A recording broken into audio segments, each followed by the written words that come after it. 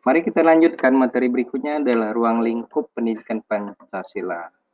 Yang pertama adalah tujuan pembangunan nasional. Tujuan pembangunan nasional kita terdapat dalam pertama Proklamasi Kemerdekaan 17 Agustus 1945, di mana di dalam Proklamasi Kemerdekaan ini termaktub kemerdekaan itu sebagai jembatan emas dalam menata ketatanegaraan dan hukum nasional di Indonesia. Jelas ini menunjukkan bahwa setelah Indonesia merdeka, maka kita harusnya tidak terbebas dari segala bentuk penjajahan ataupun penindasan.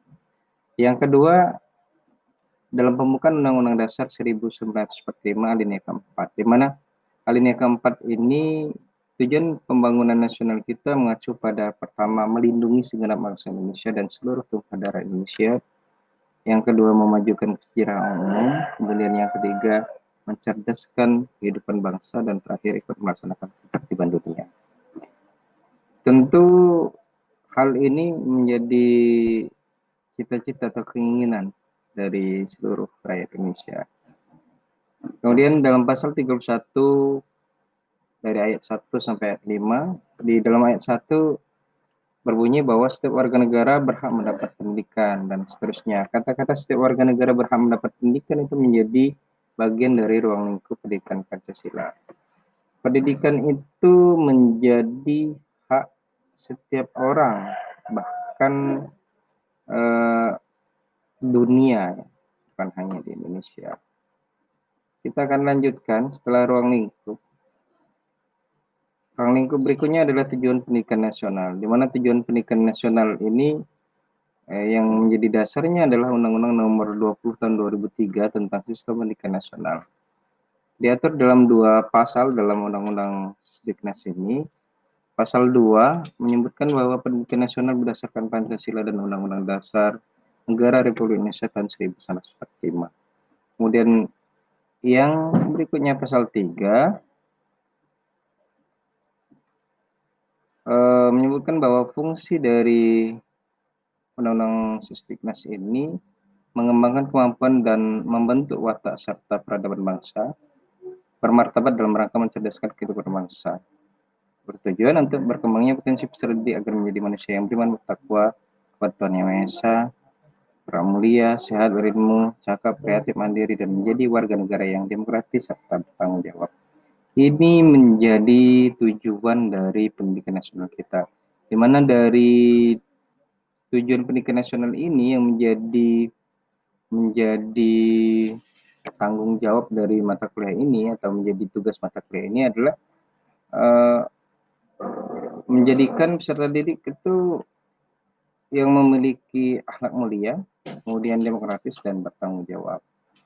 Dari tujuan nasional atau yang termasuk dalam ruang lingkup, berikutnya kita akan kaji landasan pendidikan Pancasila. Landasan pendidikan Pancasila ini nanti akan kita kaji dalam beberapa landasan seperti yang ada di layar ini. Ada 5 landasan dari pendidikan Pancasila. Landasan yang pertama yang paling atas adalah landasan historis atau landasan sejarah. Dikatakan bahwa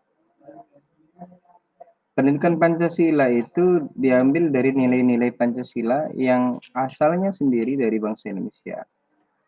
Nah, kemudian disarikan dalam bentuk formal dan non formal.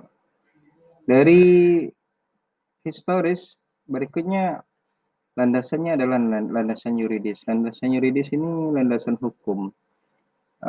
Apa yang menjadi landasan hukum dari pendidikan Pancasila ini? Yang menjadi landasan hukumnya ada 2. Pertama, pembukaan Undang-Undang Dasar 1945 alinea pertama, dan yang kedua pada alinea keempat yang telah disebutkan tadi. Dari landasan yuridis, ketiga adalah landasan filosofis yang menjadi cara berpikir atau cara mengambil kebijakannya. Secara filosofis, Pancasila itu menjadi sistem atau dijadikan sebagai sistem filsafat bagi bangsa Indonesia.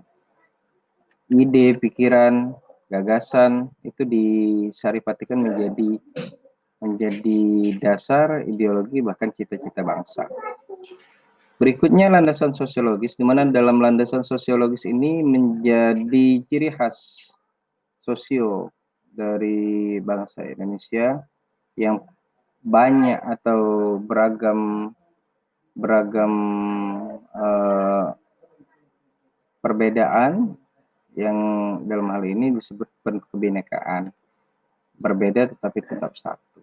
Dan yang terakhir adalah landasan kulturalis, di mana dalam landasan kulturalis ini dikatakan bahwa Pancasila adalah nilai sosial budaya bangsa Indonesia.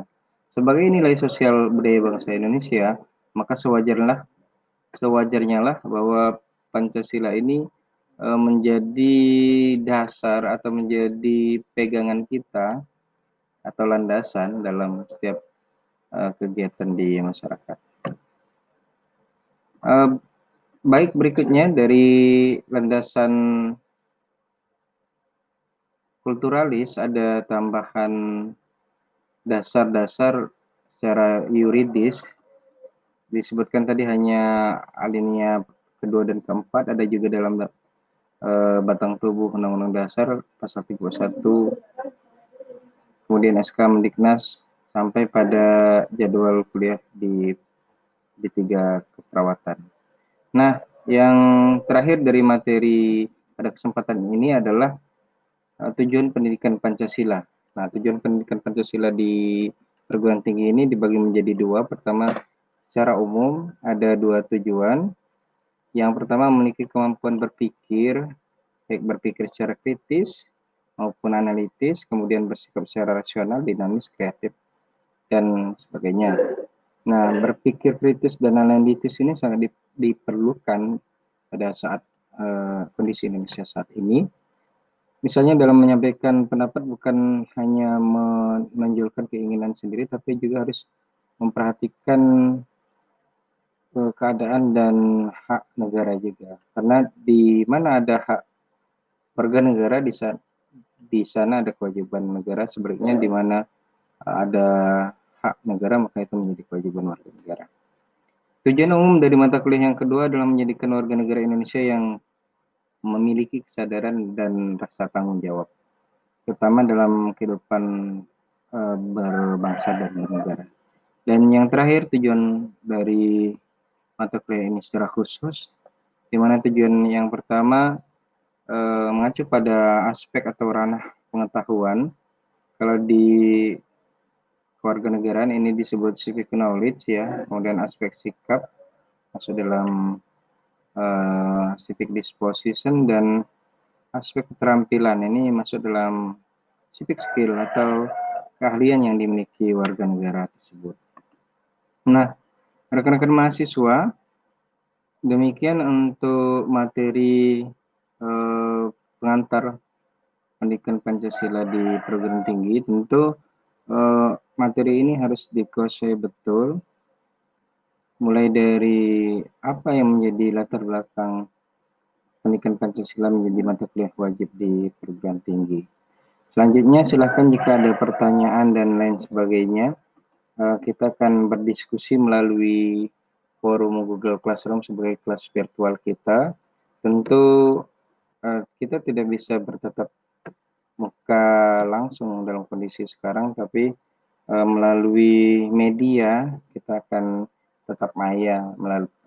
Jadi perkuliahan daring kita bisa sinkron dan asinkron ya.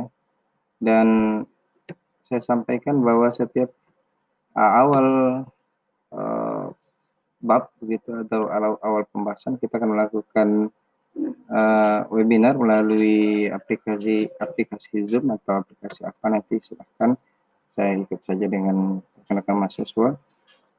Dan jika memang memungkinkan, kita akan gunakan aplikasi-aplikasi lain dalam mengkaji materi, kemudian memberikan penugasan dan penilaian. Nah, di